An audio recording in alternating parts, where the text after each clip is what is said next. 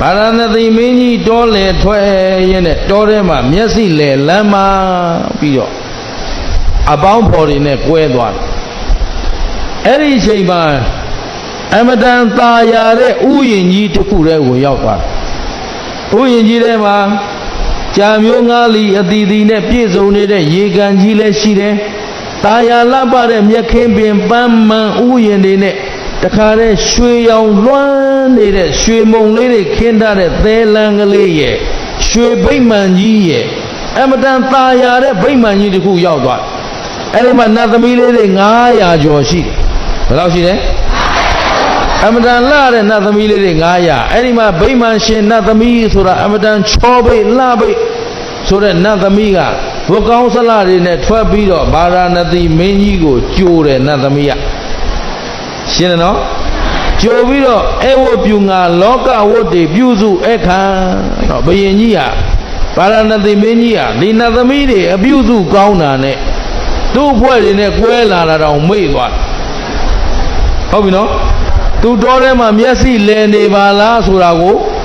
မေ့သွားတာနတ်သမီးတွေဘယ်လောက်ပြုစုကောင်းတယ်ဆိုတာတော့နော်အစာအသောက်စားဝယ်အသောက်ဝယ်ရတီးမုတ်ကခုံတွေနဲ့ဖြောပြင်းပြီးအခါအတော်ဟုတ်နေတာအဲ့တော့ဥယျာဉ်ကြီးကြည့်လိုက်တော့လဲပန်းတွေကလည်းအစုံအစုံပွင့်တတိဝလန်နေနဲ့အိုးချင်းငှက်ကလေးတွေသာသာယာနဲ့အမတန်သာယာတဲ့ဗိမာန်ကြီးနတ်သမီးက900ချောမောလပပြည့်ပြည့်တာတွေကြီးဆိုတော့ဘုရင်ကြီးမိတ်မယ်ဆိုလဲမိတ်เสียပေါ့နော်ဒါပေမဲ့ဒါသူ့နေရာဟုတ်သလားမဟုတ်ပေမဲ့ဒီအဝိဇ္ဇာကလွှမ်းမိုးထားပြီးတော့တဏှာနဲ့ချော့ထားတော့ဘယ်သူကလွှမ်းမိုးထားလဲဘယ်သူနဲ့ချော့ဘယ်လိုကြိုးတို့ဖြစ်เสียအဲ့ဒါနော်ကိုဘဝရဲ့အခြေအနေလေးကိုตาယာစရာလေးတစ်ခုတွေးလိုက်ဒီဘက်ကဖြစ်နေတဲ့ဒုက္ခလေးမေးဖို့မေးဗရမေးပြီးတော့အပျော်ကြီးပျော်နေကြတယ်ပျော်စရာအချိန်ဟုတ်မှမသိမဟုတ်မှမသိตาယာအပ်တဲ့အချိန်ဟုတ်မှမသိမဟုတ်မှမသိตาယာစရာနေရဟုတ်မှမသိဖြစ်နေကြတာကသဘောပါသလားနေလေးစင်ပြေလိုက်မလေးဟုတ်ပြီပြောနေတာနောက်ကဒုက္ခကိုမေ့နေအခုလည်းမင်းကြီးတကယ်ကတောလေထွက်ရင်လမ်းမလာတာသူ့အတွက်အသက်အန္တရာယ်နီးတယ်အမတန်ကြောက်ရွံ့နဲ့သွားရင်လာရင်ချွေးတွေပါလေပြန်လို့သိတော့မှာပဲဆိုတဲ့ချိန်ဗိမာန်နဲ့သွားတွေ့သွားပြောရေကန်နဲ့ရေစင်ချိုဟိုကတခါတည်းအဲဝတ်ပြူငါပြုစုထားယူရထားစောင့်ရှောက်ထားတော့အောင်မယ်မေ့တောင်နေသဘောပါလားပါဠိနဲ့ဒီမင်းလေးနော်အချော့ကောင်းတော့မေ့အဲ့ဒါမေ့နေရကနေညချမ်းကြတော့တကောင်ချိန်လောက်ကြတော့သူတို့တောက်လို့စားလို့ပျော်လို့ပါလို့ကောင်းတော့သူ့ဘေးကနတ်သမီးလေးက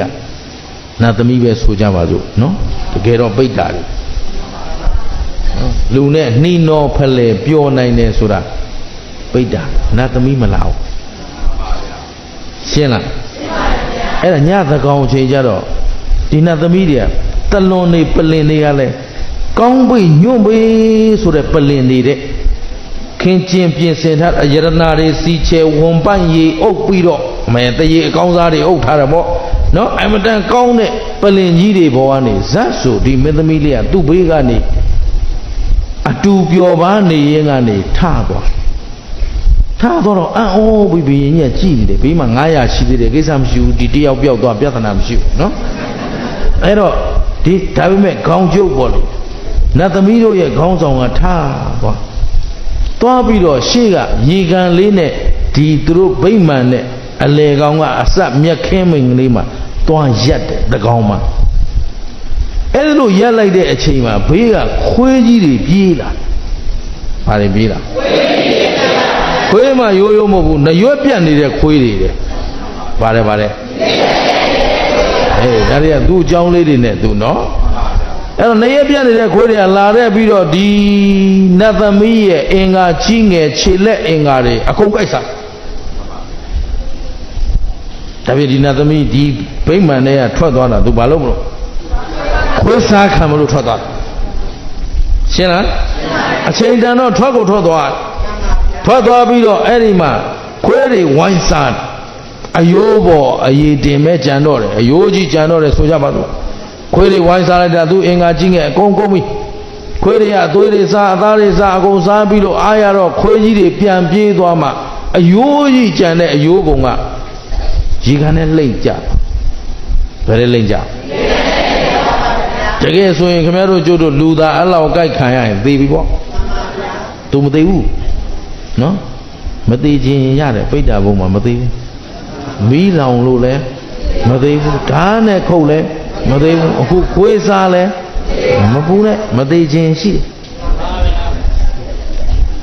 သဘောပါသလားဒီတိုင်းသွားဘာအကျင့်မှမကျင့်နဲ့ဘာမှမပြင်းနဲ့သိကြတဲ့အပုံမှာမသေးစခင်ဗျားတို့ဖင်ရ